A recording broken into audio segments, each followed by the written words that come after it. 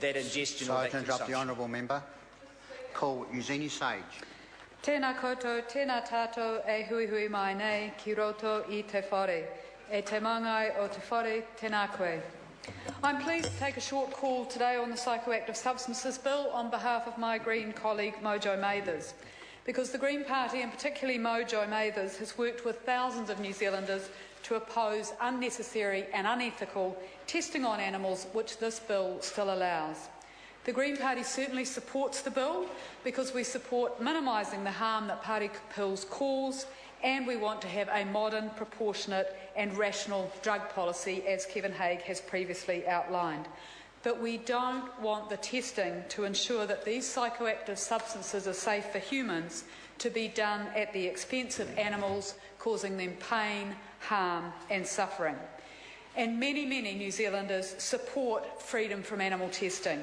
We've seen that when in just 1 month, 60,000 people have signed a petition calling for animal testing of party pills to be ruled out.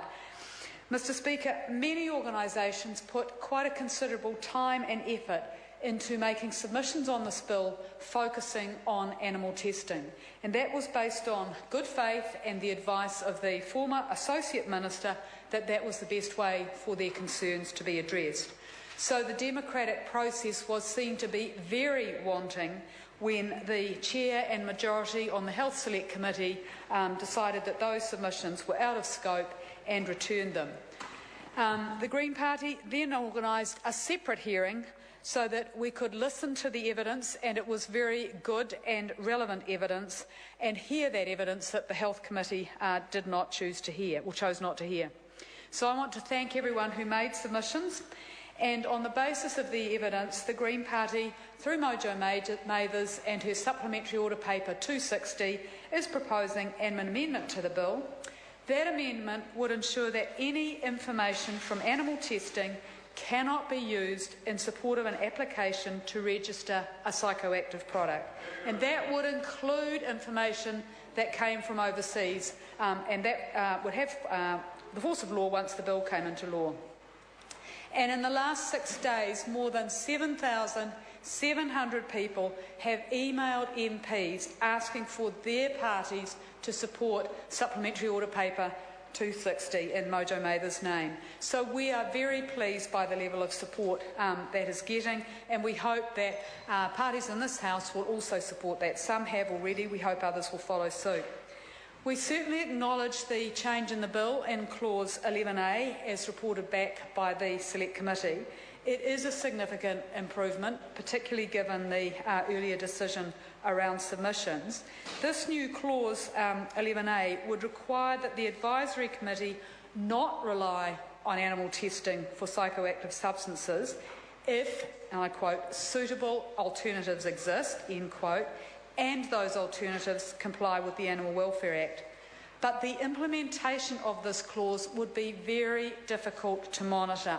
So, Mr Speaker, it provides absolutely no certainty that animals would not continue to suffer for human benefit, and that they would not continue to be subject to pain and harm.